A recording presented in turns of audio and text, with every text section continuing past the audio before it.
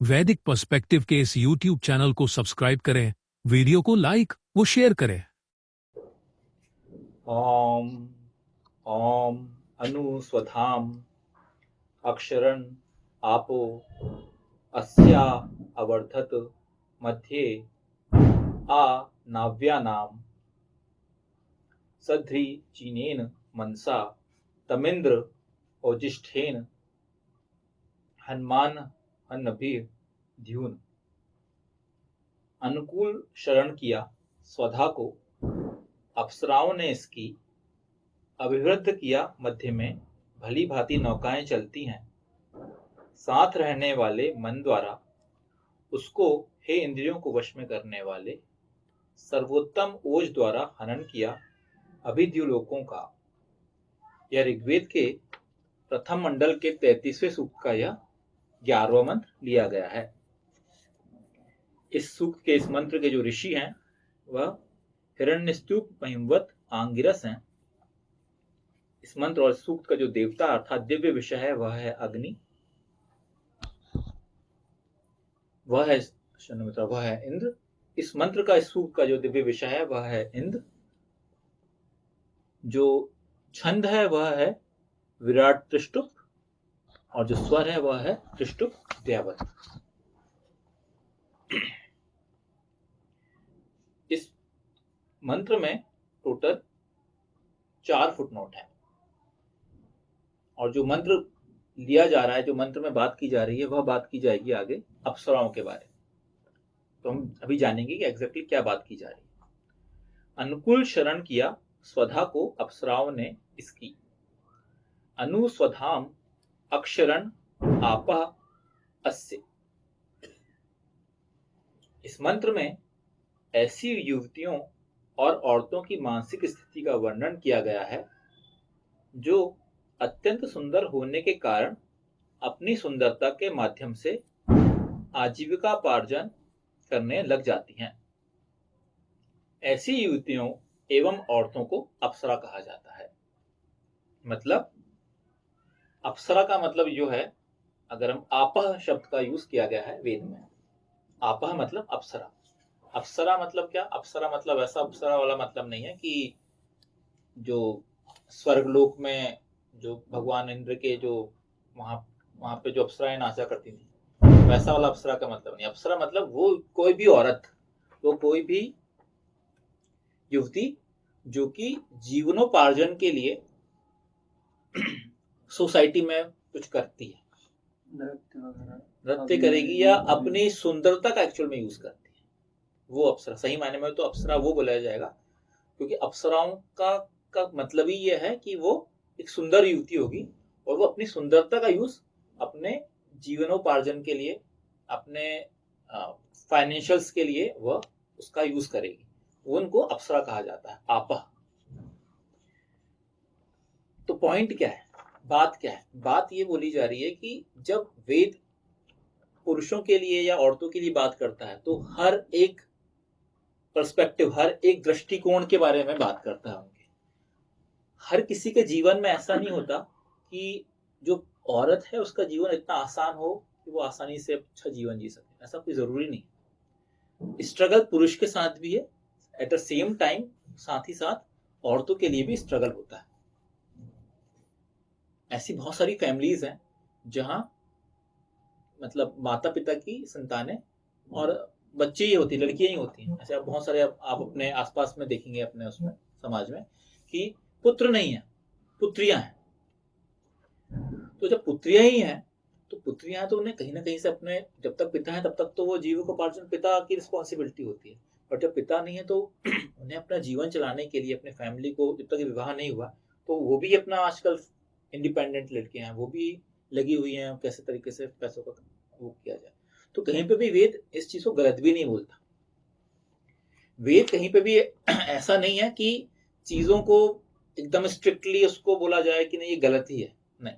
हाँ, लेकिन कार्य क्षेत्र डिवाइडेड है, इस पे हमें ध्यान रखना पड़ेगा। अगर हम, जैसे कि आज के जमाने में जिस हिसाब से टेक्नोलॉजी आगे बढ़ती जा रही है, अगर आप समहाउ वर्क फ्रॉम होम के थ्रू अगर आप पैसे अर्जित कर सकें तो बहुत अच्छा तरीका है औरतों को पैसे कमाने का। क्यों बोलता है वेद ऐसा क्यों करता है? ऐसा क्यों बोला जाता है?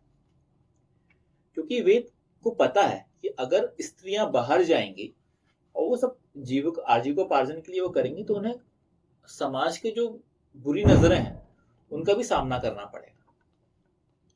और वेद में कहीं पे भी ये बात नहीं बोली गई है कि किसी के भी जीवन को बहुत ही टेकन फॉर ग्रांटेड ले लिया गया है। मतलब किसी के भी जीवन को इतना आसानी से खराब नहीं होने देना, ना किसी पुरुष को बोला गया है, ना वो औरत खुद कर सकती। वेद हमेशा बात करता है लोगों की लाइफ को अच्छा करने की, उनकी स्वयं की भी जिम्मेदारी है और सोसाइटी की भी जिम्मेदारी है। लेकिन अगर वो औरत ही अगर बाहर जाना पड़ेगा, उसे करना पड़ेगा, तो उसको फिर बाकी जो उन चीजों के ड्रॉबैक हैं, जो चीजों की गड़बड़ होने की चीजें हैं, उन चीजों का भी सामना करना पड़ता है। तो यहाँ पे तो पॉइंट ही अलग है। यहाँ का पॉइंट क्या है? यहाँ पॉइंट यह है कि जो अपनी सुंदरता को यूज करती हैं इस चीजों का, उन्हें अप्सरा कहा गया। हर कोई अप्सरा नहीं बोला जाता हर किसी के लिए। यहाँ ये बोला गया है कि जो अपनी सुंदरता के माध्यम से आजीविकोपार्जन करें। मतलब ये, जैसे आप किसी रिसेप्शनिस्ट की बात कर लें, एग्जाम्पल के तौर पर अगर हम ऐसे कुछ वो ले लें कि रिसेप्शन में जो लड़कियां बैठी हुई हैं, आप अगर कोई बड़े शोरूम में जाएंगे, किसी कार के शोरूम में जा रहे हैं या कोई ऑफिस के शोरूम में जा रहे हैं, तो वहां पे बहुत एक सुंदर सी लड़की को वो लोग बिठाते हैं रिसेप्शन में। उसलिए बिठाया जाता है कि वो सुंदर लड़की से अट्रैक्ट होकर लोग वहां पे आए और वहां से आगे फिर उनका जो सेल्स डिपार्टमेंट है वो अलग, वहां पे आपको मेल वगैरह मिलेंगे, वहां पे लड़कियां नहीं मिलेंगी। लेकिन इनिशियली अट्रैक्ट करने के लिए वो उनको रखते हैं। ऐसे आप बहुत सारी जगहों में जाएंगे, यहाँ पे इनिशियली अट्रैक्ट करने के लिए वो वहां पे एक अच्छी सुंदर लड़की को बिठाते हैं।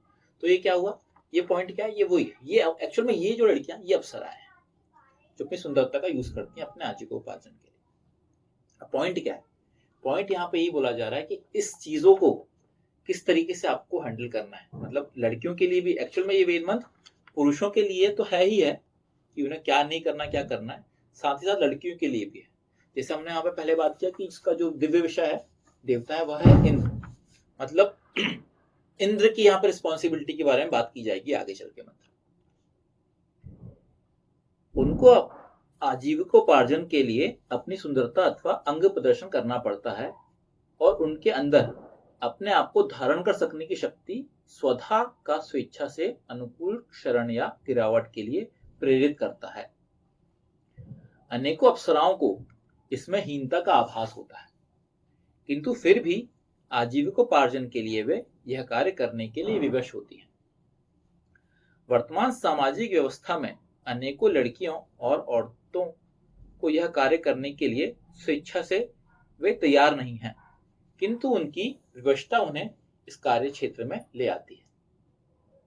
इस कारण अनेकों लड़कियों और औरतों का जीवन नष्ट हो जाता है और उन्हें वह सुख शांति और दाम्पत्य जीवन जीने को नहीं मिल पाता जो अनेकों लड़कियों और औरतों को प्राप्त होता है। तो बात यहाँ यह है कि कुछ लड़कियां जो विवशता के कारण करती हैं, तो वो उन्हें स्वयं भी इस चीज की हीनता का भाव होता है और साथ ही साथ वो नहीं भी करना चाहे तो उन्हें करना पड़ता है। लेकिन अभी आज की सोसाइटी, अगर हम आज की बात करें, आज की डेट में बात करें, तो ये एकदम उल्टा है। आज की डेट में उल्टा क्या है? सोशल मीडिया का जमाना है, इंस्टाग्राम का दौर है, फेसबुक, इंस्टाग्राम, व्हाट्सएप। आप देखेंगे ये विवशता वाला कार्यक्रम नहीं रहा। यहाँ पे क्या हो रहा है? जो सुंदर लड़कियां हैं वो इसको अपनी सुंदरता को इनकैश। तो अब पॉइंट ये है कि आज की डेट में जो समाज है, समाज में जो सुंदर लड़कियां हैं वो इस चीज को विलिंगली मतलब खुद से ही वो करना चाह रही है। क्योंकि पहले के टाइम में जो चीज थी, यहाँ पे जो इस मंत्र देखिए, इसलिए तो हम बोलते हैं कि वेद हमेशा हर समय हर जगह हर टाइम के हिसाब से वो अपडेटेड है। वेद के जो वेद मंत्र हैं वो कभी भी आज की डेट में भी ले लो या आज से बहुत सालों पुराने या कोई युगों पुराने वाली बात में ले लो, तब भी वो चीजें वैलिड रहेंगी। क्यों वैलिड रहती हैं? क्योंकि जो मानव है, जो इंसान है, उसकी जो साइकोलॉजी, उसका जो सोचने का तरीका है, जो जिस तरीके से मानव जीवन जीता है, वो कभी चेंज नहीं होगा। इसलिए आप बुक्स वगैरह पढ़ेंगे अगर, तो आप पाएंगे कि जो इंसान के सोचने का तरीका होता है, उसके जो इमोशंस होते हैं, वो हमेशा एक जैसे ही रहेंगे। समय भले बदलता जाता है। इसलिए वेद, क्योंकि वेद जो बात करता है, वेद इंसान के जीवन के बारे में बात करता है। तो इंसान के जीवन में जो चीजें होती हैं जो उसका सोचने का तरीका है, जो उसके इमोशंस हैं, वो हमेशा एक जैसे रहेंगे।